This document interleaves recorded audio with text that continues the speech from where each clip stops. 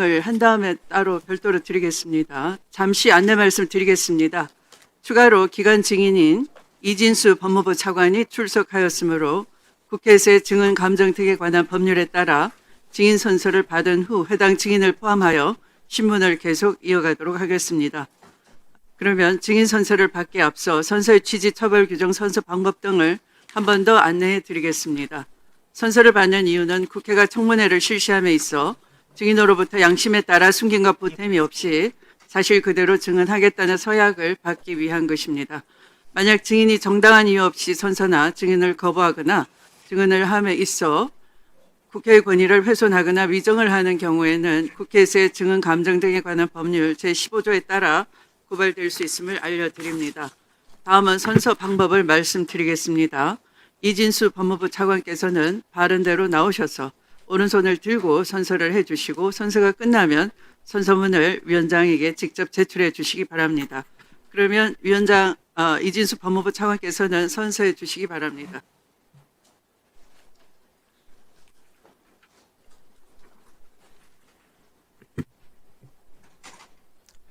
선서.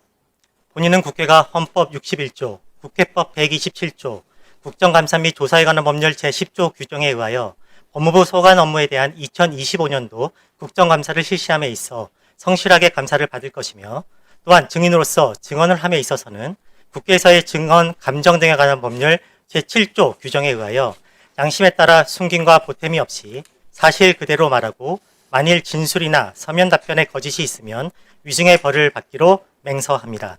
2025년 10월 14일 법무부 차관 이진수.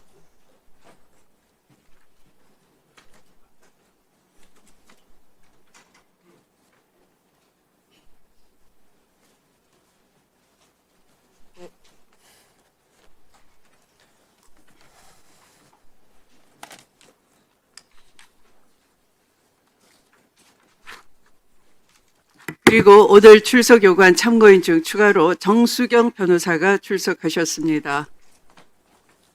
어디 계십니까? 네, 감사합니다. 정수경 변호사가 방금 네, 확인했습니다. 앉아주시기 바랍니다.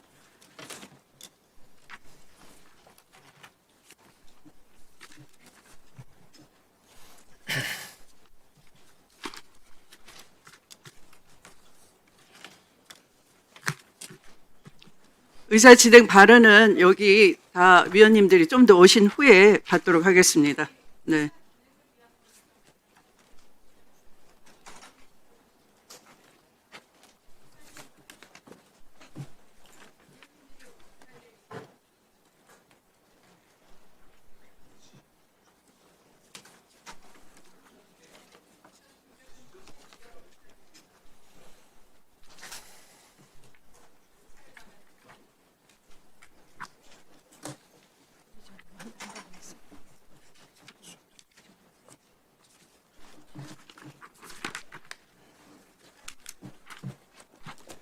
자, 김기표 의원님과 하나, 둘, 셋, 넷, 다섯, 여섯, 일곱 분의 위원님이 아직 주질의를 마치지 못했습니다. 가급적 신속하게 주질의를 마칠 수 있도록 위원님들께서는 협조해 주시기 바랍니다. 그러면 김기표 의원님 진행해 주십시오.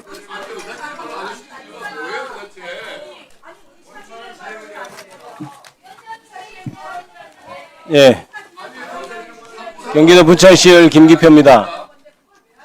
잠깐만 시간 지금 다시 아니 제가 따라 주시기 바랍니다. 제가 따라 주십시오. 저기 자, 주질의를 다 마치신 뒤에 의사 진행 발언 드리겠습니다. 자, 오전에 국민의힘 한 의원이 이화영 부지사 사건을 얘기하면서 연어를 도대체 얼마를 먹어야 진술이 바뀌느냐고 말했습니다. 그러면서 이화영이 이재명 전 대표와의 관련성을 진술했다는 것이 알려지자 그 보좌관했던 사람이 전화한 것이 맞냐고 묻더군요. 이번 추석 전에 78년 된 검찰청이 폐지되는 일이 있었습니다. 왜 이런 일이 일어났나요? 민주당이 다수당이라고 하더라도 국민들 절대 다수가 원하지 않는다면 이뤄낼 수 없는 것 아니었습니까? 그럼 검찰은 왜 이렇게 국민들께 인심을 잃었나요? 어제 조희대 대법원이 그 비상하다는 머리를 가지고 갖은 변명을 하면서 그 촉박한 타임라인에 맞춰서 이리 변명하고 저리 변명했습니다. 그렇지만 실상은 그 파기환송 판결이 역사상 유례없는 판결이었다는 것, 그리고 절차적으로 완전히 사법권의 독립을 해야 하는 판결이었다는 것, 그리고 완전히 노골적인 정치 판결이었다는 것은 국민들이 다 아는 사실입니다. 심지어 이에 대해 이른바 쉴드를 치는 국민의힘 의원들, 그리고 대법원 관계자들, 그리고 국민의힘을 지지하는 분들까지도 냉철하게는 동감할 것이라고 생각합니다. 그런 것처럼 전 정권에서 검찰이 이재명이라는 사람을 이른바 잡기 위해서 성남 시절부터 있었던 일까지 모두 펼쳐놓고 갖가지 무리한 수사를 해가면서 사실관계가 맞지 않으면 증거를 조작까지 해가면서 기소하고 재판에 임했다는 것, 그렇게 권력의 앞잡이가 되어 무리한 짓을 했다는 것을 국민들이 너무나 잘 알기 때문입니다. 그러한 국민들의 인식이 결국 검찰청 해체라는 몇 년 전까지만 해도 상상하기 힘든 일이 일어난 동력이죠. 윤석열 정권 전에는 상상하지 못했던 일 아닙니까? 이화영 이른바 대북송금 사건은 쌍방울 그룹의 변호사비 대납 사건이 시작된 사건입니다. 변호사비 대납이 실체가 없으니까 갑자기 쌍방울 그룹의 주가 조작을 수사하기 시작했고, 김성태 회장이 압송된 후에는 돌연 경기도의 스마트팜 비용 대납과 이재명 전 경기지사의 방북 비용 사건으로 둔갑한 것입니다. 국민들 누구도 연어 한 번 소주 한 잔 먹었다고 진술이 바뀌었다고 생각하는 사람은 없습니다. 그 발언하신 그 위원님도 연어 한 번 소주 한 잔에 진실을 허구로 바꾸지는 않을 것처럼 말입니다. 연어와 술은 하나의 상징에 불과합니다. 하나를 보면 열을 안다는 그 하나에 불과합니다. 그 실체, 그 10가지는 이른바 진술 세미나라는 말로 요약할 수 있습니다. 김성태 일당은 수감기간 동안 거의 매일 검찰에 소환돼 조사를 받았습니다. 이들이 동일한 시간과 장소에 있었다면 그 회의와 진술 세미나가 단지 몇 번에 그쳤겠습니까? 즉 이 사건의 본질은 그렇게 셀 수 없이 진행된 진술 세미나, 즉 회의와 그에 따른 말맞춤입니다. 이른바 대북송금 사건에서 검찰에게 필요한 것은 물적 증거가 아니었습니다. 이것도 물론 논란이 있지만 검찰은 김성태가 북쪽에 돈을 보냈다고 사실관계를 확정해놓고 있었던 것 같습니다. 자, 그럼 검찰에서 이재명을 이른바 엮기 위해서는 뭐가 필요할까요? 바로 이화영이 이러한 김성태가 보낸 돈은 모두 이재명 방북을 위한 것이다 라고 한 문장만 얘기해주면 되는 것이었습니다.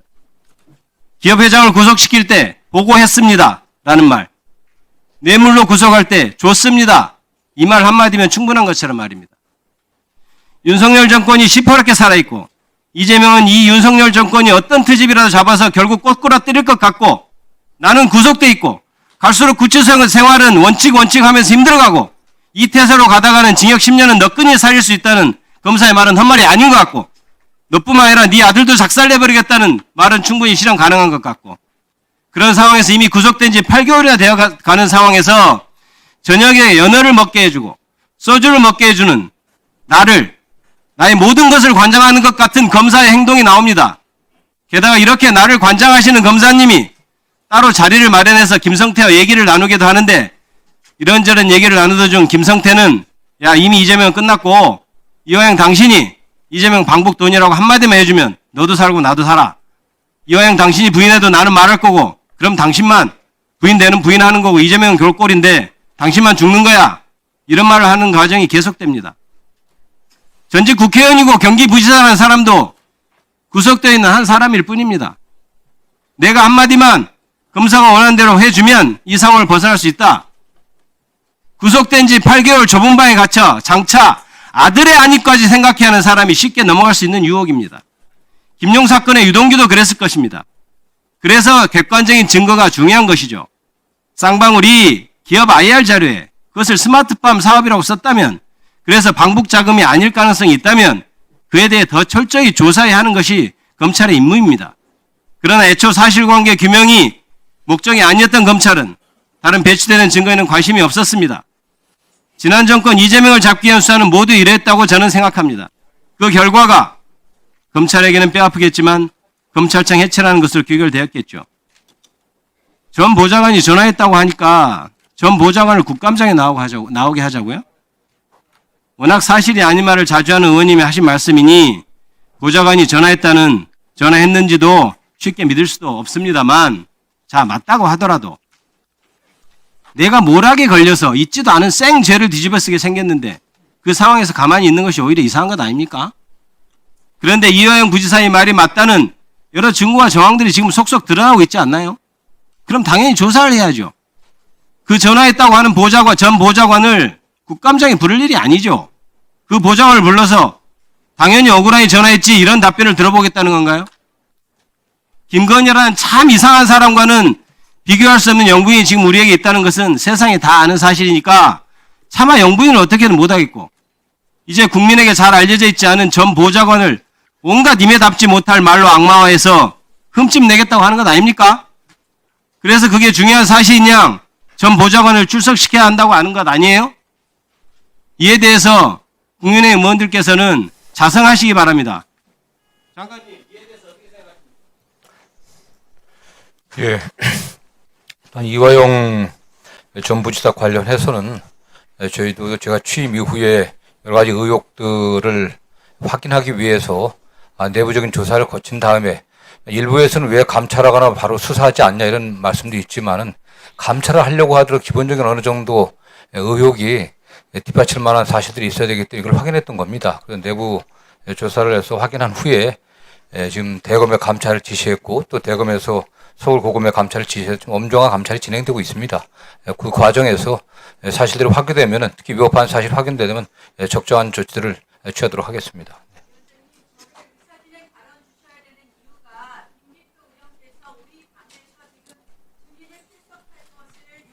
장관님 답변 다 하셨습니까? 예. 네. 다음 질의는 박준태 위원님 질의 순서가 되겠습니다. 질의해 주십시오. 하고 진행을 하시죠. 지금 이 내용이잖아요. 발언권을 드리지 않았습니다. 자, 박준태 의원님 질의해 주시기 바랍니다. 발언 좀 주세요. 네. 내용과 관련된 자, 박준태 의원님 질의를 안 하시면 다음 순서로 넘어가겠습니다. 이성윤 의원님 질의해 주시기 제가 할게요. 바랍니다. 제가 할게요. 국민의힘 박준태 의원입니다. 존엄 현지, 애지중지 현지 다들 아시죠? 지금 대한민국을 뜨겁게 달구는 화제의 인물입니다.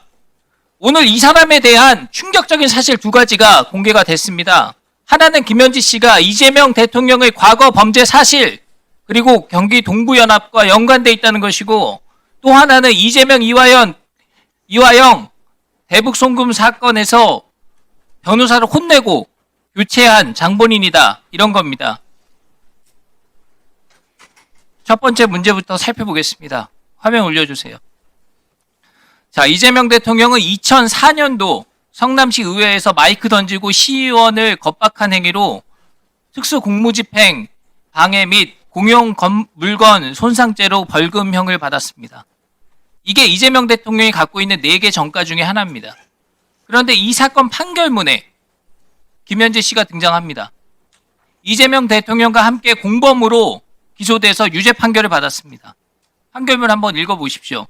성남시 의회가 성남의료원에 대해 자료 보안 및 운영에 따른 문제점을 파악하기 위해서 다음 회기로 넘겨서 재심의하기로 결정을 하자 다들 우르르 몰려가가지고 위력을 행사하면서 욕설을 퍼부은 거예요. 시의원들에게 재심의해라.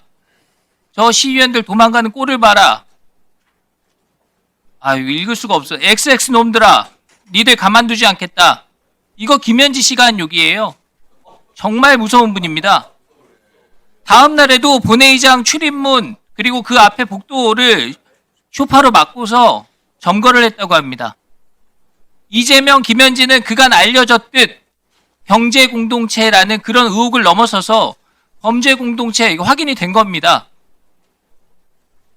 다른 내용도 살펴보죠. 더 충격적인 내용입니다. 김현지 씨가 김일성 추종 세력으로 알려진 경기 동부연합과 연결되어 있다는 겁니다. 그동안 이재명 대통령이 경기 동부연합과 어떤 관계인가 좀 해명해라 라고 해도 아무도 어떤 얘기도 설명도 하지 않았습니다. 그런데 김미희 전 통진당 의원이 공직선거법 위반 사건 이 판결문에서 김현지 실장이 김미희 전 의원과 깊은 관계를 맺고 있다는 기록이 확인이 된 겁니다.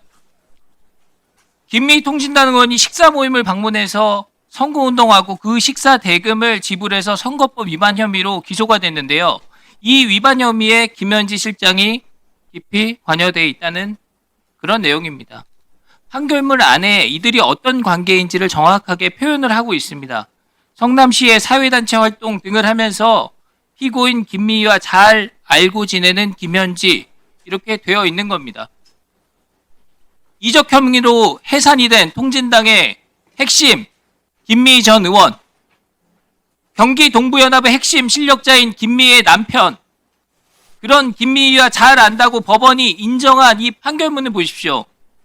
식사 모임할 때 연락책으로 하고 성남시에서 사회단체 활동할 때 아주 잘 알고 지낸다 이렇게 써 있는 겁니다. 경기 동부연합과 그렇게 밀접한 김현지가 지금 대한민국의 국정 컨트롤 타워인 제1부속실장, 이재명 대통령의 최측근, 대법원장도 불러서 모욕 주고 망신 주고 그런 위세 높은 민주당 의원님들도 함부로 국정감사장에 불러내지 못하는 그 김현지, 대통령 정무수석이 나서가지고 김현지 실세 아닙니다.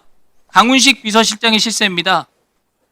이런 웃지 못할 총극을 벌이고 있습니다. 이런 사람이 국정의 최고 실세라면 대한민국이 어디로 가겠습니까? 자, 두 번째는 오늘 존경하는 주진우 의원님과 박상현 검사의 문답에서 나왔습니다. 박상현 증인 나와주시죠. 자, 이재명 경기도지사 방북을 위한 불법 대북 송금 사건의 주인공 이화영 부지사. 이 이화영 부지사가 대북 송금은 이재명을 위한 것이었다는 취지로 얘기를 하다가 어느 순간부터 다 내가 한 거다 이렇게 진술을 바꾸지 않습니까?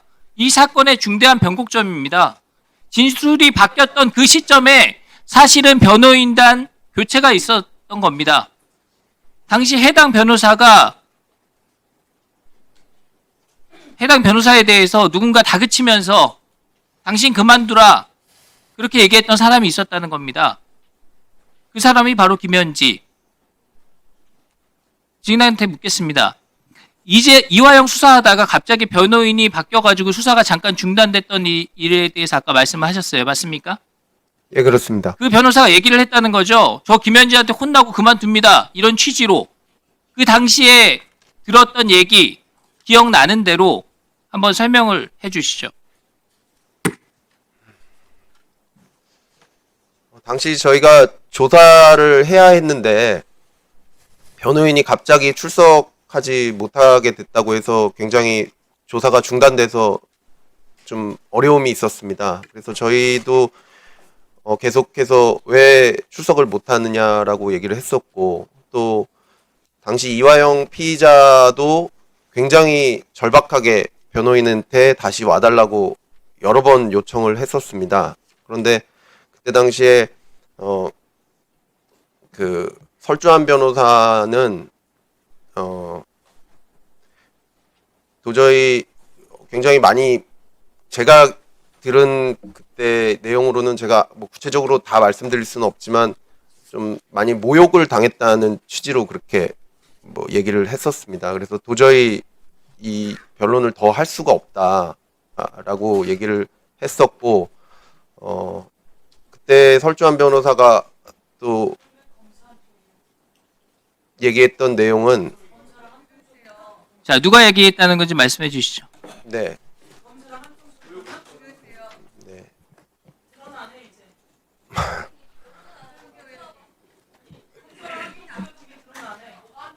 그때 당시에 이화영 씨가 굉장히 절박하게 다시 그 설주한 변호사가 제발 올 수 있게 해달라고 이야기를 여러 번 했었습니다. 근데 제가 알기로는 설주한 변호사 얘기로는 이화영 부지사가 얘기하는 것이 민주당 측에 자꾸 뭐 자백하는 내용을 다 얘기를 해서 그 내용들 민주당에서 전부 다 알고 있는 것 같다고 그렇게 얘기를 했었고, 자기가 거기에 개입을 하거나 이런 적이 없고 이화영 부지사가 얘기를 직접 하는데, 이화영 부지사는 그게 설주한 변호사 때문에 내가 이렇게 얘기한다는 식으로 좀 거짓으로 얘기를 한다, 그런 취지로 잘못 민주당에 전달이 되고 있다. 그래서 이런 상황에서 더 이상 변론을 할 수가 없다, 그렇게 얘기를 했던 기억이 납니다. 예.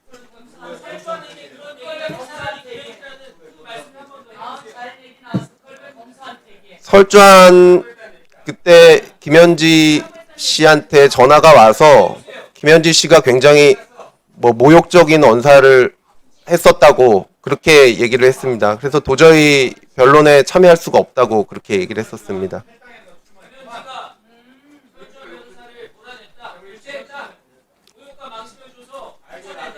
예, 굉장히 좀 강하게 질책했다고 그렇게 들었습니다.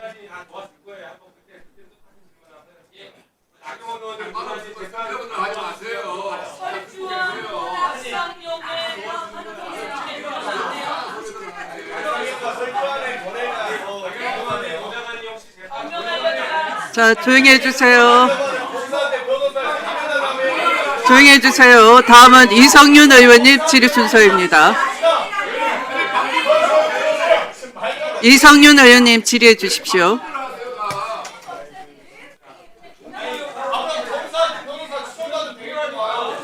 설주하니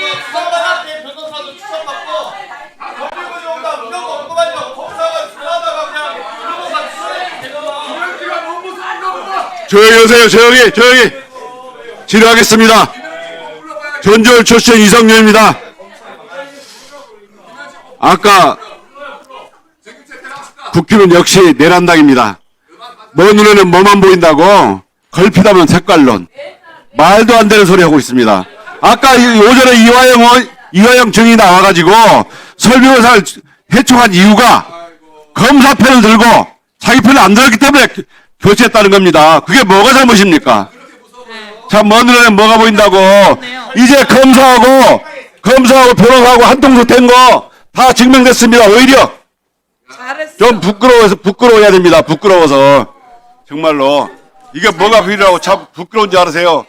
무슨, 김민희 씨 하는 것이 무슨 저 범죄입니까? 부끄러운 줄 알아요, 부끄러운지. 예? 아이고, 설주한 나오라 하세요. 설주한 부르면 될 거 아닙니까? 자, 의사 진행 중입니다. 조용히 해주세요. 위원님 여러분 조용히 해주세요. 아유, 김건희, 윤석열한테 한 말씀도 못 하는 분들이 3년 동안 김건희 수사를 한마디로 했어요? 예? 윤석열 내란에서 한마디로 했습니까? 투표라도 했어요? 조용히 해주세요. 부끄러운 줄도 모르고. 아이고, 같이 하늘을 이고 있는 것이 부끄럽습니다. 법무장관님, 자, 조용히 해주세요. 반드시 올해는 내란당 국힘을 해산시켜 주십시오. 그게 장관님께서 올해 반드시 해야 할 일입니다. 2013년 통진당 해산했던 사례 알고 계시죠? 예, 알고 있습니다. 1년 만에 해산됐습니다. 국힘 지부 통진당은 내란 음모만 해가지고도 해산이 됐습니다. 국힘은 내란을 실행했고 지금도 내란 잔당과 함께 이렇게 하고 있습니다. 예? 반드시 국힘을 해산시켜 주십시오. 장관님, 예, 제가 지난번에 출국금지 문제점을 말씀드렸죠. 예, 그렇습니다. 좀 알아보고 좀 개선 방안 마련했습니까? 지금 뭐 준비 중에 있는데 어쨌든 저는 일단 구두로 이게 대검에다가 출금지를 좀 신중하게 검찰해야 된다는 저희가 그렇게 말씀하시면 안 되고요. 전달하고요. 어쨌든 그 내부 통제가 필요하긴 하지만 일정한 기준을 만들어 갖고 출금지 자체가 굉장히 인권 침해고 하기 때문에 기준을 정해 갖고 해야 된다는 일단은 전달하고 좀 대책을 만들려고 하고 있습니다. 제가 출국금 실태를 얘기하고 제가 세미나를 열어봤는데 네. 검찰이 과거에 전가의 보도처럼 쓰는 수법이 있습니다. 처음에는 자백받기 위해서 구속을 합니다. 구속영장이 잘 발부 안 되니까 이번에는 구치소에서 구속되는 사람을 수백 번 불러가지고 자백을 받습니다. 또 겁방육 압수색을 합니다. 아시죠? 마지막으로 쓰는 건 출국금지다. 출국금지입니다. 아시다시피 저희가 세미나를 열어보니까 윤석열, 김건희 관련 의혹을 보도했다는 이유로 3년째 지금 출국이 금지된 기자도 있습니다. 우리 최혁준 의원님께서 사례를 말씀해 주셨고요. 수사기관에 고발했다는 이유로 한 번도 통지 연락을 안 받았는데 무려 18개월 동안 출국금지를 당했다는 사례도 있고요. 또 그 아내가 허위사실 유포로 수사한다는 이유로 1년간 출국금지 됐고, 심지어 문재인 전 대통령 수사 때는 어떻게 했습니까? 김정숙 여사의 단골 의상실 디자이너의 지인이 프랑스 국적인데 국내에 들어오자마자 휴대폰 비밀번호를 알려주지 않는 이유로 출국 정지를 해놓고 출국을 못하겠습니다. 이렇게 무차별적으로 검찰이 출국금지를 악용하고 있어요. 정말 그 실태를 좀 아셔야 됩니다. 예, 저희도 뭐 보호받고 있고요. 예, 어쨌든 그 출국 규제 조치가 그렇게 남용되지 않도록 저희들이 이제 이 신청은 제가 면밀히 검토하고 있습니다. 이 신청도 말씀하셨는데요. 지금 출국금지 수사상 목적으로 출국금지를 2024년에 무려 한 2만 명을 했는데요. 그중에서 출국금지가 신청되면 99%가 인용이 됩니다. 또 이 신청이요, 5년간 기껏 해봐야 56건입니다. 근데 작년에 이 신청으로 기각된 것이 딱 2건 있습니다. 아시죠? 누군지. 이종섭 장관이었어요. 이렇게 유명무실하게 이 신청도 안 되고, 또 피의자는 한번 출국금지 되면 기약 없이 계속 출국이 금지가 할 수 있습니다. 이런 구조를 아셔야 돼요. 검찰이 수사에 악용하기 위해서 출국금지를 이용하고 있다, 남용하고 있다, 이런 걸 꼭 명심하시고요. 네. 그런데 문제는 뭐냐면 말이죠. 지난번에 말씀드린 것처럼 출국금지를 해도 통지가 안 된다는 게 문제입니다. 혹시 출국금지 안 되는 사유가 뭔지 아십니까? 통지 안 되는 사유가 뭔지 아십니까? 출입관리법에 의하면 수사에 중대 명백 장애 사유가 있으면 통지를 않게 돼 있습니다. 이런데 이게 작년에 통지를 않은 비율이 무려 50%가 넘어요. 혹시 그거 알고 계십니까? 뭐 그 통계는 모르고 있습니다. 이렇게 보시면 출국금지가 작년에 총 1,800건이 됐는데 결정률은 91%, 51%가 당사자에게 통지가 안 되고 있습니다. 당사자도 모르고 있어요. 이러다 출국하려고 공항에 나가다 보면 걸릴 거 아닙니까? 그러면 어떻게 되겠어요? 가족들한테 정말 우세되고 또 가족들과 함께 여행을 못 가고 돌아오는 겁니다. 장관 이런 고통을 아셔야 됩니다. 이걸 막기 위해서 출국금지 기간을 단축하고 연장하도록 만들었는데 검찰이 그걸 또 악용하고 있어요. 저도 출국금지 당해가지고 출국금지 통지도 안 했습니다. 저도 왜 내가 수사에 장애가 되느냐 물어봤어요. 말을 못합니다. 검찰 개혁 하시는데요.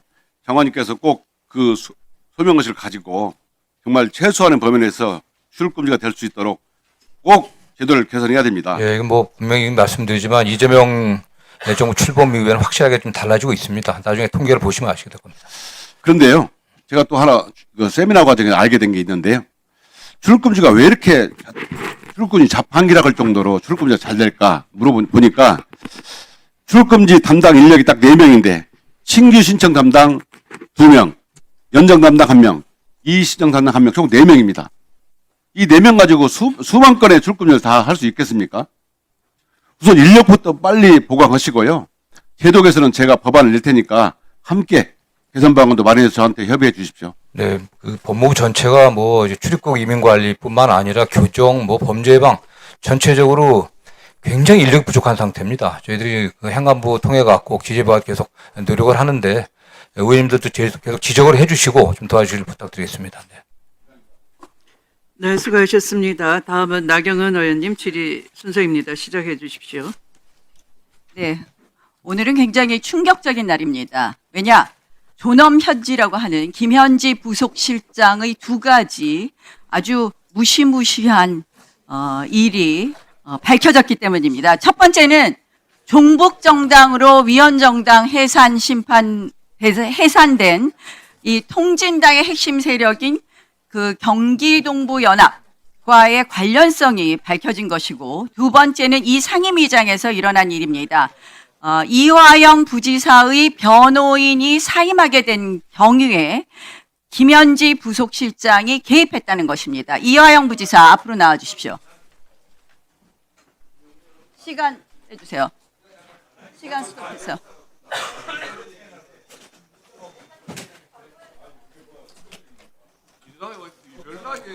왜 충격적인지 말씀드리겠습니다.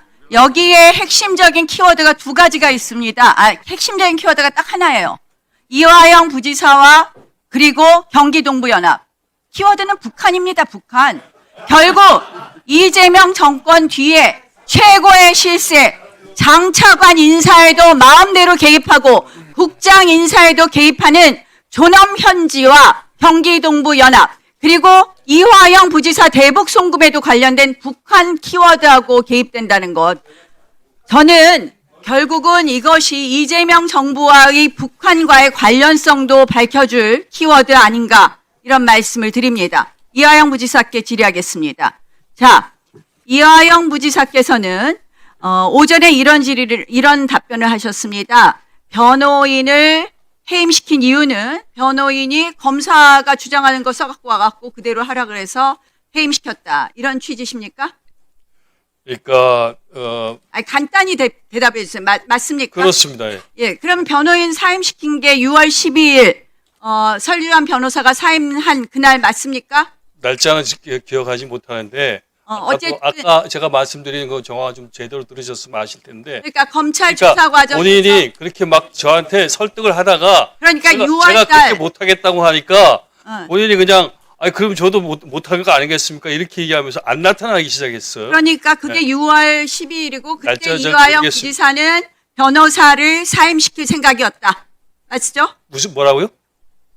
그때 당시가 6월 12일이잖아요. 그러니까 지금 날짜는 잘 아까 얘기하니까. 모르겠다고요. 예. 하여간에 날짜는 특정되지 않지만 그 즈음에 본인이 생각하는 것과 다른 검찰의 이야기대로 진술을 강요했고 그래서 나는 그때 설주한 변호사를 사임시킬 생각이었다. 그때 상황이 예. 그 그 말이 맞습니까? 틀립니까? 검찰에서 계속 이재명 그 당시 대표님을 불리하게 그러니까. 진술해 달라고 요청을 해서 내가 그건 못하겠다 그렇게 했더니 계속 그 설주환 변호사를 통해 가지고 설주환 변호사가 저한테 얘기하는 것이 검찰의 말을 들어주는 것이 나한테 하여간에 유리하겠다고 그래서 해서 설주한 변호사가 제가 그거에 나타나지 대해서 않은 그렇게 하지 못하겠다고 얘기를 했었던 것이고요. 그러니까 그때 그랬더니 사임시킨 거 설주환 맞다. 변호사가 제가 사임시킨 게 아니라 자기 스스로 막 화를 내면서 자. 어쩔 줄 몰라 하다가 그리고 나타나지 않기 시작했다는 거예요. 자, 그리고 그런데요. 자, 아까 이화영 부지사 거짓말하지 마세요.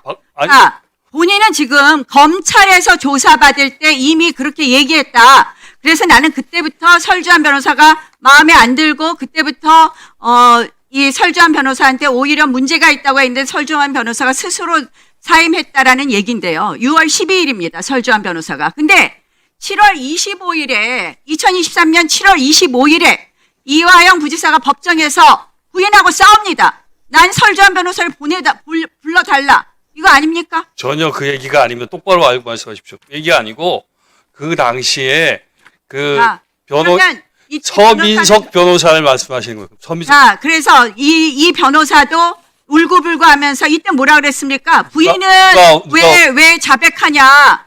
누가 그런데 울고 이화영 부지사는 그 당시에 아니다. 나는 사실대로 얘기한 거다. 이런 거 아닙니까? 전혀 그렇지 그러면 않습니다. 설주한 변호사가 얘기한 거랑 이화영 부지사가 얘기한 거랑 똑같은데 왜 7월 25일까지 울고불고 따니겠습니까? 지금 자, 전제가 들어가주세요. 틀렸습니다. 전제가 박상영 틀렸는데 검사 나와주세요. 전제가 틀린 게 뭐냐면 박상영 검사 나와주세요. 그때의 박상영 검사 나와주세요. 변호사는 들어가주세요. 설주환 들어가주세요. 변호사가 아니에요. 아니 들어가주세요. 똑바로 알고 어쨌든 말씀하십시오. 자 들어가주세요. 시간을 정지시켜 주세요. 지금 증인 들어가라 했는데 안 들어가고 저렇게 하고 있는 거예요. 방해하는 거 아니에요? 조용히 하십시오. 곽규택 의원님이 진행하는 거 아닙니다. 경고합니다. 위원장님한테 경고하는 거예요. 진행 똑바로 하시라고. 예의 좀 갖추세요. 초선 법사위원님. 이화영 좀 부지사가 지금 거짓말하는 옆에 것은 오신 분들께 설주 좀 배워주세요. 똑바로 말해보세요. 다시. 똑바로 말씀해보세요. 경고합니다. 멈춰주세요. 멈춰주세요. 멈춰주세요. 자, 아까는 박지원 의원님이 너라 그랬습니다. 여러분 한 말씀 하셨습니까? 누가 뭐래요?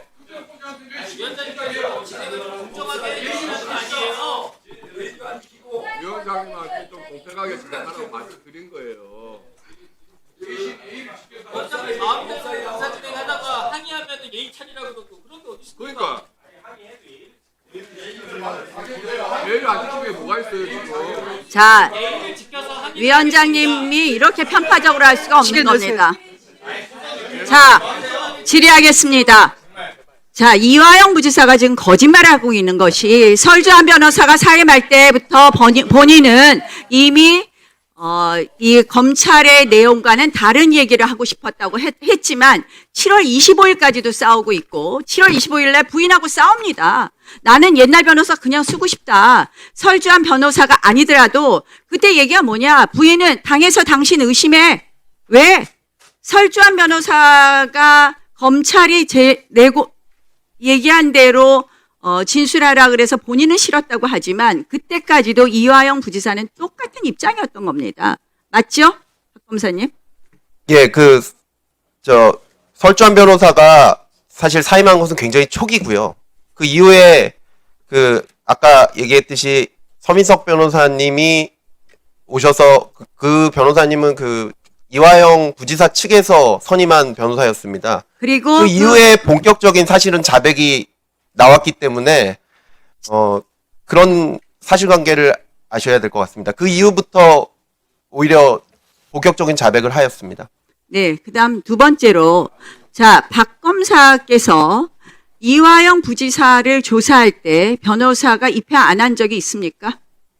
거의 없습니다. 예, 근데 간혹가다 이화영 부지사의 동의를 얻어서 그런 적은 있지만 그때 당시에 나왔던 진술들은 중요한 진술들은 거의 없습니다. 예. 자, 설주한 변호사의 사임에 김현지 실장이 전화를 했다. 맞습니까? 제가 직접 들은 건 아니고 당시에 그 변호사로부터 전해 들은 얘기입니다. 전화를 받았다. 네, 좋습니다. 예, 들어가시죠. 네. 자, 지금 이재명 정권이 들어서고 나서 가장 열심인 것은 재판 뒤집기입니다. 대북 송금 뒤집기 역시 열심히 하고 있습니다. 국정감사장이 대북 송금 뒤집기가 되고 있습니다. 법무부 장관께서는 지금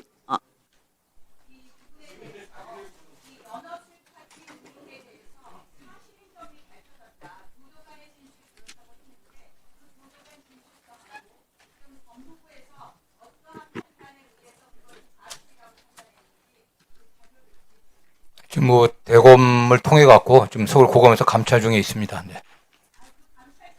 지금 감찰 중이기 때문에 그 자료는 저희가 제출하기는 어렵습니다.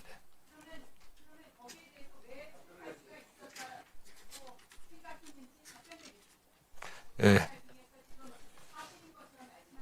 아니 저희들이 사실이라고 하지는 않고요. 그러한 의혹들이 있기 때문에 감찰을 해봐야 된다고 저희들이 판단했습니다. 어떤 것도 최종적으로 확정된 건 아닙니다. 일단 저희들 교도관을 통해 갖고 그 당시 상황들에 관련한 진술을 받았고 그 진술을 토대로 해서 그 당시 수사 과정에 상당한 문제점이 있다고 저희들이 판단했기 때문에 감찰을 요청했던 겁니다. 네, 수고하셨습니다. 위원님 여러분께 특히 곽규택 위원님에게는 경고합니다. 이 행정직원을 상대로 마이크를 넣어라, 중단시켜라 라는 지시를 함부로 하시지 마시기 바랍니다. 그것은 어디까지나 위원장의 사회권 범위 내입니다.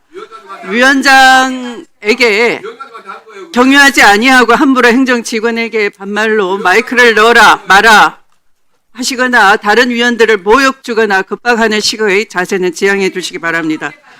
고성을 지르거나 하면 적당한 응분의 조치를 취하도록 하겠습니다. 사전 경고했습니다. 자, 다음은 장경태 위원님 질의 순서가 되겠습니다. 김현우 소장님 앞으로 나와주시고요. 이진수 차관님, 혹시 종북 차관이세요? 이진수 차관님. 아닙니다. 아니, 저는 아직도 종북 얘기가 나오는 게 너무 세대 차이가 나고 너무 철진하고 촌스럽다고 생각하는데 20년 전 레파토리가 아직도 저렇게 떠도는 것에 대해서 정말 이제는 좀 정치권에서 좀 사라졌으면 좋겠다, 저런 말씀은 이런 생각이 듭니다. 종북 차관 아니시죠? 예, 그리고 장관님, 네.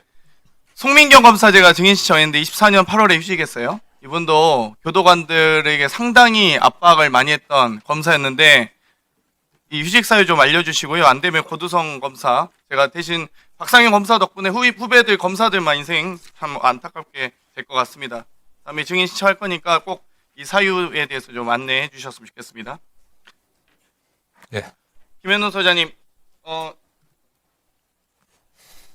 이 수용관리 계획 아시죠? 예, 알고 있습니다. 이명박 전 대통령과 박근혜 전 대통령 두 분 다 유죄 선고받고 수용관리 계획이 있었습니다. 이 수용관리 계획 세울 때 대통령실이나 또는 경호처, 법무부 등 외부기관과 수용관리 계획 협의한 적 있습니까? 저는 제가 부임하기 전부터 수용 관리 계획이 거의 다 수립돼가 있었는데. 오시기 부임하기 전에요? 예. 혹시 휴대폰 바꾸셨어요? 휴대폰. 부임하고 나서 서울구치소장 부임하시고 나서 혹은 수원구치소장부터 서울구치소장 있으실 때까지 휴대폰 바꾸신 적 있어요? 서울구치소장 아니, 본인 핸드폰 바꿨는지 안 바꿨는지 왜 보면 바꿨습니다. 바꾸셨죠? 예. 언제 바꾸셨어요? 수원구치소장 때 바꾸셨고 아니요. 서울구치소장 때 바꾸셨어요? 그 서울구치소장 으로 마지막에 있을 때쯤 내가 바꿨어요. 8월에 이제 바꿨습니다. 퇴임하시기 전에요? 하시기 전에 몇 월인지 구체적으로 좀 확인하셔서 저희 의원실로 보고해 주셨으면 좋겠습니다. 이 윤석열 수용관리 계획서에만 접견 시간대 외 실시 등의 허가 조항이 들어가 있고요. 이명박 박근혜 전 대통령에게 없었던 조항입니다. 그러면 관행적으로 적용된 건 아니고 윤석열이라는 특정인에게만 적용된 신설 조항인데 법무부 대통령실로부터 경호처 법무부 대통령실로부터 전화받은 적 없습니까? 그 상세한 내용은 제가 부임하기 아니 본인이 있냐고요. 그러니까 그 전 서장은 제가 확인할게요. 제가 와서 저 조항 넣어준 이유가 뭐죠? 그 접견하는 데 있어가지고 그 문구가 내란 속에 윤석열은 6시가 넘어서도 접견해도 교도관들이 저 계획 때문에 시간에 접견 허용 저 내용 때문에 어떠한 제재도 못했고 53일 동안 변호사 접견 140회, 주말 명절까지 휴일에 52회, 일과 시간 이후 42회 접견을 실시했어요. 저 이유가 뭐죠? 제가 오기 전부터 휴일이나 일과 외 아니요, 김현우 증인이 명시한 시간에 접견 허용 내부 결제 문서 없습니까? 제가 오고 난 뒤에 그 오기 전에 문서가 거의 작성이 다 돼 있었고 결제만 남은 그런 단계였습니다. 아니, 그러니까 결제를 하셨잖아요. 근데 예, 결제를 기획안은 나와 있었는데 본인이 결제한 서류잖아요. 지금 제가 어려운 말 묻습니까? 결제하셨냐고요? 소장이 했습니다. 했잖아요. 네, 특별히 접견 허용하고 예외 허용하고 그리고 윤석열 체포영장 집행 시에 보호장비 미사용에 대한 결제하셨어요? 안 하셨어요? 했습니다. 이러니까 출정 과장이 저희가 그 바디캠 다 확인했지만 손도 못 댑니다. 윤석열 체포하러 영장 집행하는데 1차 집행했을 때 구두로 경고하고 가죠. 검사가, 특검 검사가. 2차 집행할 때 어땠습니까? 바닥에 주저앉고 자기 혼자 했어요. 무슨 엉덩방을 찍어요. 윤석열 지저분하게 촌스럽게 어린애도 아니고. 그런 모습 봤습니까? 안 봤습니까? 바디캠 보셨죠? 제가 서울구치소 갔을 때도 소장한테 분명히 몇 번을 2번 방문했을 때 계속 바디캠 열람하게 해달라 했습니다. 법사위원으로서 요청했고. 근데 그때 열람 요청 불응하셨어요. 법률 규정 이유를 찾아보니 보호장비 미사용에 대해서 본인이 다 결제하고 지시해놓았기 때문에 그 밑에 있는 교도관들은 아무것도 못했던 겁니다. 체포영장을 영장 집행을 방해한 것은 김현우 소장이었다고요. 법령 범위 내에서 저희들이 아니 미사용하게 지시했는데 교도관들이 어떻게 손을 댑니까? 그렇게 지시한 체포영장을 방해한 혐의를 본인은 지금 직위 해제돼서 안양교도소장으로 있을 게 아니라 직위 해제돼서 수사받아야 될 사람입니다. 구속수사를. 그것도 핸드폰 바꾼 거 그 전에 통화 기록부터 영장 통화 사실 내역 조회까지 다 받으셔야 된다고 보고요. 거기에 대해서 왜 결제하셨던 걸 지금 이제야 순순히 말씀하시네요. 그동안은 아무 말 자기는 모른다. 그러셨잖아요. 특검이 그런 사실 특검 없습니다. 펴놓고 저희 다 녹취 있어요. 저희 그때 비공개로 대화했던 거. 그리고 그때 출정과장, 교정과장 다 있을 때 얘기했잖아요. 그러다 소장 나가셨죠. 제가 현장 방문했을 때. 근데 결재를 하셨잖아요. 특별하게 시간의 접견 허용했고 거기에 보호장비 미착용에 대한 지시까지 하셔서 영장집행을 방해하신 겁니다. 소장은. 저 잠깐 들어가셔도 좋습니다. 최현민 본인 결재했는데 이제 결재했다고 얘기하구만요. 그때는 아니라고 했었어요. 박승기 교감 나와주시기 바랍니다. 박승기 교감님, 국회 증감법에 의해서 직무상 비밀이 속한다는 이유로 증언 거부할 수 없습니다. 예. 계속 나오실 거예요. 그러면 그 담장 밖의 교도관이라는 글 보셨어요? 윤석열이 어떻게 외부에서 들어온 미용사의 손질을 받았는지 지시한 자에 대한 책임, CCTV 설치 없는 홍보실에 혼자 사용하고 마음대로 돌아다녔다는 걸 지시한 사람과 관리자에 대한 책임, 허가받지 않은 차가 일가 종료 이후에 손에 그 구치소 내로 들어온 사실이 있는지, 또 그걸 누가 허가했는지, 또 항시 5대의 캐딜락이 있었고 그 캐딜락 타고 출정 갔다는 논란에 대한 지인이 여부와 사실에 대한 조사, 교정보안요원 7명 징발해서 심부름꾼 및 사동 도우미로 부린 점 3교대로 운영됐고, 저도 이걸 확인한 적 있습니다. 구치소 때 9월 1일 날 현장 시찰 갔을 때 특별한 사정이 없음에도 불구하고 주말과 휴일 변호사 접견을 무한정하게 한 근거, 그리고 출소한 날 윤상현 등이 완전히 봉쇄된 구치소 내에 어떻게 들어와 있었는지 허가에 대한 조사해달라는 요구가 있었습니다. 그리고 이 비공개 익명의 글이 있는데요. 본인이 수발 도우미 7명 중 팀장이셨죠? 네, 맞습니다. 네, 어떻게 운영됐습니까? 그 7명 중에 제가 팀장이고 나머지 2명 해서 3개조로 그렇게 운영됐습니다. 본인이 지금 몇 년 입사하셨죠? 99년도에 입사했습니다. 9년부터 혹시 이렇게 심부름꾼 사동 도우미 해본 적 있습니까? 그런 적 없습니다. 없으시죠? 예, 없습니다. 이명박 박근혜에게도 적용되지 않았던 심부름꾼 사동 도우미가, 교도관이 사적 도우미가 된 게 윤석열에게 최초였고 그걸 지시한 사람이 김현우 소장이었던 겁니다. 식사에 대해서 물어보겠습니다. 직원 식당 또는 수용자 식당, 윤석열 씨는 수용자 식당을 이용했어야 됐는데 예. 수용자 식당 이용했습니까? 예, 맞습니다. 직원 식당이면 그 출입국 기록을 보면 보세요. 윤석열 씨가 외부인식을, 자 여기 직원 식당에서 음식을 만들었다고. 이거는 제가 추가 질문 드리겠습니다. 윤석열 씨에게만 특별한 혜택이 제공됐다는. 아닙니다. 그 수용자 식당에서 그 다른 수용자하고 똑같은 그 식사를 조리해가지고 도시락에 담아서 저희 그 정문에 가져다 놓으면 그 경호처에서 와서 급식 때문에 가지고 갑니다.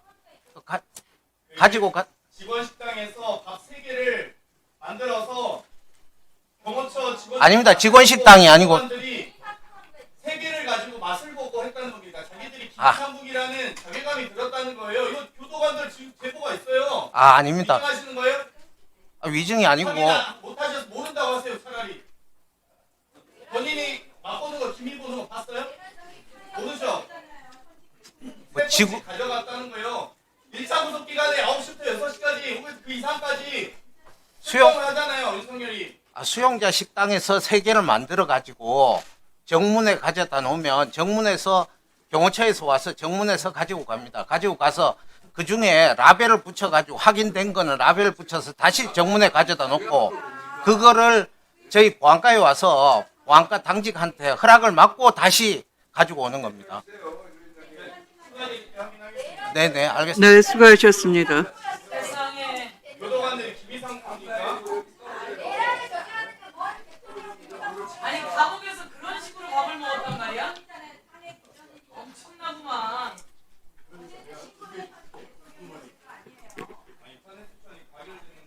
그러니까 나경원은 대통령 직무정 기관인데 그걸 대통령 변호사를 가요? 윤석열 면회 패스 갔다고요? 그러니까 머리를 조아린다는 얘기가 나온 거예요. 엄청나게 네, 다음은 박지원 의원님 질의 순서입니다만 김용민 의원님이 질의해 주시기 바랍니다. 박세현 증인 앞으로 좀 나와주시고요. 네, 저 질의할게요. 네, 그리고 시작하겠습니다. 장관님 같이 들어주십시오. 예. 일단 PPT 한번 볼까요? 박성재 전 법무부 장관 얘기를 좀 해야 될 것 같습니다. 박성재 전 장관이 계엄 선포 직후에 심우정 검찰총장, 대상업, 임세진, 신용회 등과 통화를 한 게 확인이 됐죠. 그래서 검사 합동수사본부 검사 파견이라든가 출입본부 출국금지팀 대기, 교정본부에는 수용시설 대비시킨 것. 이거 내란의 주요 임무 종사한 거 맞는 것 같습니다. 다음 페이지 보여주시죠. 그런데 그 뒤에 박성재 전 장관이 휴대폰을 교체를 합니다. 12월 6일 날 바로 교체하죠. 그리고 최근에 8월 달에 또 교체를 하고 있습니다. 오늘 구속영장 실질 심사를 받고 있는데 진작에 구속됐어야 될 사람이라고 저는 생각해요. 다음 페이지 보여주시죠. 그런데 이게 박성재 전 장관이 아니라 이게 지금 전 정부에 있는 사람들이 도대체 내란 때 무슨 짓을 했는지 어제 CCTV 중계, 그러니까 재판 중계에서 드러나고 있는 것들이 있습니다. 이제 볼까요? 한덕수 전 페이지요. 넘기지 마세요. 한덕수는 계엄 선포 직전 대통령에게 고개 끄덕하면서 계엄에 동조하고 있는 모습이 확인됐습니다. 다음. 박성재는 지시 뒤에 계엄 선포 3,600명 수용 가능한 삭제 문건이 복구가 돼서 지금 거짓말이 들통나고 있습니다. 다음. 그리고 최상목 같은 경우에는 문건 안 받다라고 했는데 계엄 문건 받아서 정독하고 있는 모습이 확인이 됐습니다. 다음. 그리고 연말 모임이라던 이왕규가 삼청동 안가해동 연말 모임이라고 했는데 업무 협의로 KTX 실비를 청구했답니다. 다음. 그리고 한덕수, 윤에게 고개 끄덕끄덕하고 다음 페이지 보여주시죠. 정족수, 김용현 같은 경우는 정족수가 다 찼는지 손 꼽고 박성재는 정족수가 안 찬 것 같다라고 하면서 윤석열 밖으로 못 나가게 하기도 하는 모습이 포착됐습니다. 이 전 정부 자체가 이렇게 다 총체적으로 내란의 공범이었고 이 자리 국회에 나서는 입만 열면 거짓말을 해댔습니다. 이 매우 심각한 범죄이죠. 그리고 파렴치합니다. 잔인하기도 하고요. 자, 우리 박세현 전 그 서울고검장 이 사건 수사했었죠? 그렇습니다. 윤석열 수사했죠? 자, 그때 수사할 때 지금 방금 말씀드렸던 이런 사람들에 대한 수사도 진행을 했나요, 혹시? 일부 진행된 부분이 있습니다. 김용현 했고요. 네, 박성재나 한덕수 이런 사람들 했나요? 그렇습니다. 최상목도 했나요? 했던 걸로. 혐의가 좀 확인됐어요, 그때도? 일부 공소장에 포함된 내용들도 있고요. 그때는 기본적으로 당시에 기소되는 분들의 범죄 혐의를 입증하기 위해서 그분들의 혐의 사실 중심으로 조사가 진행됐고 본인들에 대한 부분도 당연히 사건이 있었기 때문에 함께 수사가 진행됐습니다. 네, 알겠습니다. 자, 지금 특검에서 수사 중이니 그걸 지켜보도록 하겠습니다. 제가 지금 박세현 전 고검장에게 질문하고 싶은 건 구속 취소 부분입니다. 3월 8일 윤석열에 대한 구속이 취소가 됐을 때 그때 즉시 항고하자는 입장이었죠. 그렇습니다. 그것과 관련해서 심우정 검찰총장 전 총장과 의견 대립이 있었습니까? 마이크 가까이 대고 말씀하십시오. 대검과 입장 차이가 있었습니다. 지금 현재에도 즉시 항고를 해야 된다는 입장입니까? 했었어야 된다는 입장입니까? 지금도? 결정을 이미 했기 때문에 지금은 달리 제 의견을 말씀드리는 게 적절하지 않은 것 같습니다. 의견 얘기해 보십시오. 지금도 당시에 저희 입장과 차이가 있었고 그 후에 다른 사정 변경은 없는 것 같습니다. 네. 그러면 즉시 항고를 해야 된다는 입장을 끝까지 유지했었죠. 그 당시에도. 즉시 항고가 일주일이잖아요, 기간이. 그렇습니다. 그 일주일이 끝날 때까지도 즉시 항고 해야 된다는 입장을 유지했습니까? 의견 차이는 있는 거지만은 결국에는 그 대검과 이견이 조율이 되지 않아서 검찰청법에 따라서 대검의 지위를 수용하고 결정을 하였습니다. 네, 알겠습니다. 들어가십시오. 자, 장관님. 예. 다음 페이지 보여주시죠. 여수 순천 사건에 대해서 국가 항소 포기를 했습니다. 이거 저는 적절한 조치라고 보는데요. 이런 사건들이 재심 사건에서도 상당히 많이 문제가 되고 있는 것 같아서 좀 질의를 해보려고 합니다. 다음 페이지 보여주시죠. 혹시 동백림 사건 아세요? 예, 알고 있습니다. 네. 동백림 사건에 당시에 윤희상 작곡가라는 세계적인 작곡가가 있습니다. 그분이 독일에서 활동을 했었는데 간첩으로 몰려서 한국으로 납치가 돼서 고문, 폭행, 강제 구금 등을 당하면서 허위 자백을 했고 당시에 징역 10년 최종 형을 선고받고 추방됐습니다. 추방된 이유는 사실상 말이 추방이지 외국에서 프랑스, 독일 등 주요 선진국에서 이 문제를 아주 강력하게 제기해서 외교적인 문제가 돼서 어쩔 수 없이 형 집행은 못하고 내보냈습니다. 그랬던 사건인데 이게 국정원에서 조사를 했습니다. 노무현 정부 때 조사를 했는데 이런 조사 내용이 나왔어요. 마취제를 이용하고 환자를 가장시킨 후 강제 호송한다. 알코올 또는 마취제를 쓴다. 국경선 인근에서 알코올 또는 마취제를 이용해서 환자를 가장시켜 입국시킨다. 이런 내용들이 당시에 계획 문건에 드러났습니다. 다음 페이지 보여주시죠. 그래서 국정원은 여러 가지 조사를 상당히 강도 높은 조사를 했고 당시 수사 과정에서 구타, 물고문, 정기고문 등도 행사됐던 것으로 추정된다라고 하면서 그 위에는 그 이유에 대해서 좀 자세하게 되어 있습니다. 결과적으로 국정원이 자체 조사를 했을 때 이 사건은 고문과 폭행, 강제구금, 납치 등으로 인한 사건, 조작 사건이다라는 것을 인정했습니다. 사과했어요. 그런데 이게 아직 재심이 받아들여지지 않고 있는 상태입니다. 재심 재판이 현재 진행 중인 상태입니다. 그렇습니다. 네. 다음 페이지 보여주시죠. 시간을 보면은 타임라인을 보면 2020년 5월 19일에 서울고등법원에 재심 청구서가 접수됐는데 그리고 2023년 5월 10일 한참 뒤죠. 3년 뒤에 재심 결정이 됐습니다. 그랬더니 검사가 바로 즉시 항고 제출했고 그로부터 1년 동안 또 하송 세월을 보냅니다. 대법원에서 즉시 항고 기각됐고 그 뒤에 서울고등법원에서 첫 공판기일이 잡혔습니다. 재심 청구한 뒤로부터 4년 5개월이 지나서야 첫 재판을 시작합니다. 이러는 사이에 이 윤희상 작곡가의 배우자는 지금 치매에 걸리셨고 이 사건이 진행되는 것을 이제 알지를 못하고 계십니다. 간절하게 원했던 분인데 과거 강기훈 유서 대필 사건도 재심 청구되는 사이에 그분이 간암에 걸렸습니다. 알고 계시죠? 네, 잘 알고 있습니다. 이렇게 국가기관이 국가폭력을 행사했는데 그 이후에 바로잡아가는 과정 역시 피해자에게 온전하게 나타났고 국가의 여전히 지속적인 폭력을 가하고 있습니다. 아까 장관님께서 항소 포기했던 그런 결정처럼 이 재판에 있어서도 피해자의 권리인지 국가가 이미 잘못 인정했던 이런 사건에 대해서는 피해 구제가 신속하게 이루어질 수 있도록 소송 지휘나 아니면 구체적인 지휘 같은 것들을 하셔야 될 것 같습니다. 예, 존경하는 위원님 말씀에 저쪽으로 공감하고요. 제가 취임한 이후에 이것뿐만 아니라 지금 알려지지는 않았지만 과거 국가의 불법 구금이라든가 강금, 폭행 또는 고문 등에 의해서 조작된 것으로 결정된 과거사 사건들은 대부분 재심에서 저희들이 재심에 저희 동의하고 있고 재판에서도 결과가 나오는 거 다 수용하고 있습니다. 예.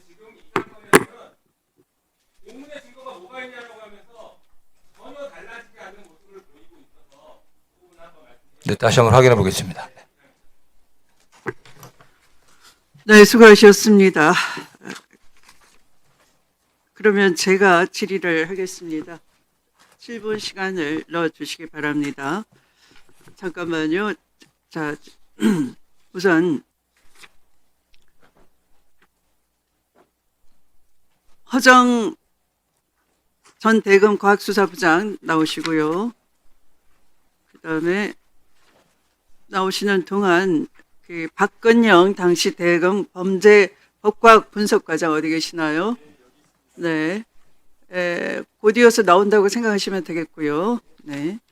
그 다음에 호승진 당시 대검 디지털 수사과장 계십니까? 네, 그렇습니다. 네.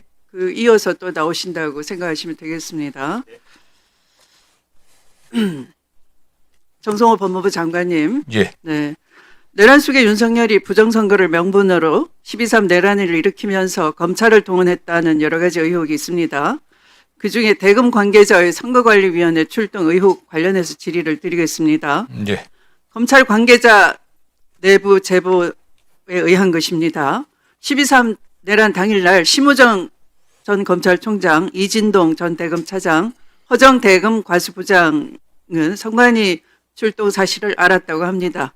허정 대검 과학수사부장은 직접 출동하지는 않았지만 과학수사부 소속 부장검사 2명에게 출동을 지시한 바 있습니다. 그 2명은 바로 박건영 법과학 분석과장이고 또 한 명은 호성진 디지털 수사과장이라고 합니다.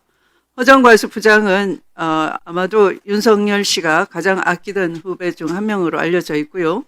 내란이 실패한 즉시 바로 그 대검에서 심우정 검찰총장 쪽이 수사팀을 꾸렸고 또 비화폰 압색을 막았고 그런 후에 지난 1월에 허정과수 부장은 대검 회의에서 윤석열 구속 기소를 강력하게 반대한 바 있다 이렇게 알려져 있습니다. 제보자는 이렇게 말합니다. 대검 지휘부는 김성훈 경호차장을 구속시켜서는 안 된다. 그는 윤석열의 비화폰 통화를 모두 알고 있기 때문에 그가 구속되면 다 불수가 있다. 이렇게 얼음장을 놨고 당시 내부 상황이 어땠는지 짐작 가능하게 하는 것입니다. 자, 그러면 허정 전 대검 과학수사부장 지금 같이 함께 아까 증인으로 선서했다는 걸 명심하시기 바랍니다. 예, 명심하겠습니다. 네. 내란 속의 윤석열 씨 잘 아시죠? 증인과는 어떤 인연입니까? 잘 안다기보다는 제가 2012년도 서울중앙지검 특수 1부에 검사로 근무할 때 저희 그때 당시 여기 계신 김기표 의원님과도 같이 근무했지만 그 당시에 저희 부장님으로 한 6, 7개월 동안 같이 근무를 했었습니다. 네, 뭐 굳이 뭐 그런 묻지 않은 인연까지 거론할 필요는 없죠. 네.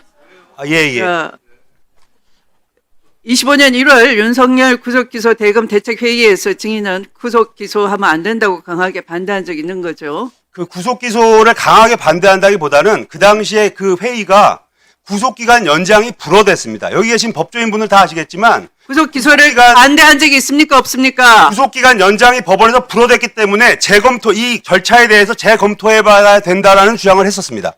그거나 구속기소를 반대한 좀 거죠. 어감이 결국. 내용이 다른 말씀인 것 같습니다. 자, 12.3 내란 그 당시 당시에 이미 구속기소가 증인은 묻는 말에 답하시면 됩니다. 예, 알겠습니다. 예. 12.3 내란 당시 박성재 장관이나 심우정 총장으로부터 어떤 지시를 받았습니까? 전혀 아무런 지시도 받지 않았습니다. 네, 임세진 검찰과장에게 전화 협조 받은 전혀 적이요? 없었습니다. 임세진 검찰과장에게 당일 전화한 바 없습니까? 없습니다. 전혀 없습니까? 임세진 합수부 과장하고는 파견 지시를 받았죠? 앞뒤 두세 달 동안 전화한 적이 없습니다. 합수부 파견 지시는 받은 바 있죠? 전혀 없었습니다. 말도 안 되는 얘기라고. 그러면 그 당시 계엄이 있다는 거 몰랐습니까? 그 속보 보고 알았습니다. 개헌 발표하시는 거 보고 알았습니다. 제 집에서 그 갑자기 뉴스 속보로 뉴스 속보가 나오고 대통령 중대 발표가 있다고 그러고 그 개헌을 한다고 그래서 저도 굉장히 의아하게 들은 걸로 봤었습니다. 자, 이어가겠습니다. 증인이 박근영 부장검사와 호정흥진 부장검사에게 지침을 준 바 있죠? 전혀 없었습니다. 있을 수 없는 일입니다.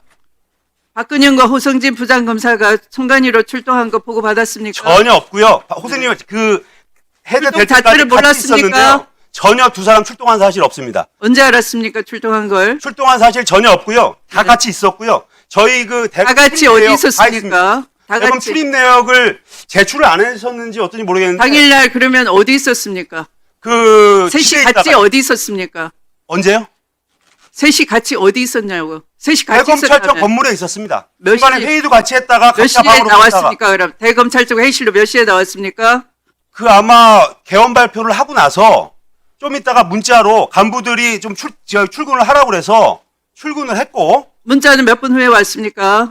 정확히 기억은 안 납니다만 한 1시간 남짓 내외 1시간 1시간 남짓 내외. 그러면 증인이 그 사무실로 간 것은 대략 몇 시입니까? 바로 받고 갔고요. 제 그 자동차가 캐럿 손해보험이라서 네. 거기 조회하면 제 차량 운행 내역이 있을 겁니다. 아마 그 전에 봤으면 자, 차량 운행 내역을 내주실 대검까지. 수 있겠습니까? 그게 제가 남아있는지 모르겠는데 최대한 노력해 보겠습니다. 네, 그리고 차량 내역을 TV에서 제출해 요청하셨죠? 주시기 바랍니다. 예, 예. 네, 그러면 당시에 그럼 대검 간부들은 거의 다 모였습니까? 다 모였던 걸로 기억. 그러면 12시 전이겠습니다. 정확히 기억 안 납니다만 그 11시에 가깝습니까? 12시에 가깝습니까? 죄송합니다만 그때 국회에서 계엄 해제 의결된 게 몇 분이죠? 1시입니다. 1시요? 네, 그러면 12시 전에 모였던 것 같고요. 알았습니다. 계엄 해제 됐습니다. 의결이 되고 나서 됐습니다. 조금 네. 있다가 이제 자, 해제됐던 것 그다음에 같습니다. 박근영 증인. 예. 네, 앞으로 나오시기 바랍니다. 증인은 12.3 내란 당시에 이 송재영 방첩사 과학수사센터장하고 전화한 적 있죠? 예, 전화 통화한 적 있습니다. 네, 전화 통화했더니 박근혜 형이 선관위에 가라고 하는데 아는 거 있어? 너희가 간첩단을 보고해서 계엄이 선포된 거 아니야? 이렇게 물어본 바가 있죠.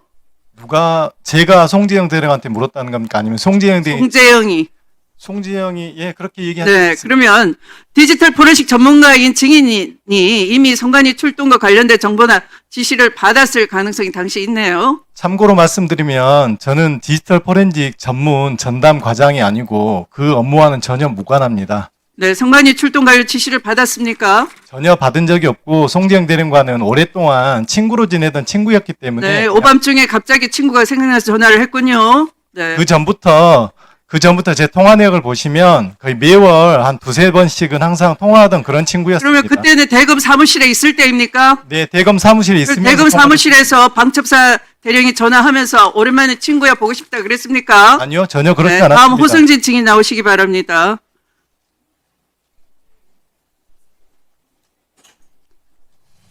자, 선관위의 출동 관련 지시를 받은 바 있습니까? 사실 제가 오늘 네. 법무연수원 검사 교수로서 증인 신청을 받았고 그 신문 요제도 보면 이제 법무연수원 업무 일반이라고 기재되어 있었습니다만 그래서 사실 오늘 출석하면 아니, 그 그 부분 서로는 가지고 빼고, 네, 서로는 답변을 드려야 할지 빼시고. 고민했지만 네. 하지만 계엄 관련한 검찰의 관여 여부는 매우 중대한 사안이기 때문에 말씀을 드려야겠다고 생각을 했고요. 전혀 그런 관련된 지시를 받은 적도 없고 제가 12.3 내란 당시에 선관위에 출동한 적 있습니까? 전혀 없습니다. 그러면 당일날 대검 사무실에 간 적 있습니까? 네, 저도 언론 속보를 통해서 계엄 발령 사실을 알았고 그래서 바로 집에 있다가 대검에서 과장급 이상 간부들은 출근을 해라라는 제 기억에 문자 메시지인지 하여간 이렇게 연락을 받고 그 이후에 대검 사무실로 출근을 했습니다. 어떤 논의를 했습니까? 출근해서. 별다른 논의라기보다는 일단 이제 어떻게 보면 국가에 굉장히 이례적인 굉장히 큰 일이 벌어져서 대검 과장급 이상들은 출근하라고 했기 때문에 출근을 했고 그 상황에서 대기하는 거 외에 뭐 별다른 저희가 할 조치는 없었습니다. 증인도 마찬가지로 보험사나 등을 통해서 당시에 그 차량 운행 일지 같은 것을 구해서 증명할 수 있겠습니까? 저는 그 당시 개인 차량으로 오지 않고 제가 아마 택시를 타고 왔던 걸로 기억합니다. 증인이 과천까지 간 사실은 없습니까? 전혀 없습니다. 네, 들어가십시오. 마치겠습니다. 자, 주지리 신문을 박지원 의원님 빼고는 다 아까 하신 거군요. 네네. 네. 주지리를 다 마쳤습니다. 그러면 10분간 정회를 하도록 하겠습니다. 5시 정각에 15분간 정회를 하고 5시 정각에 회의를 4시 정각에 회의를 속개하도록 하겠습니다.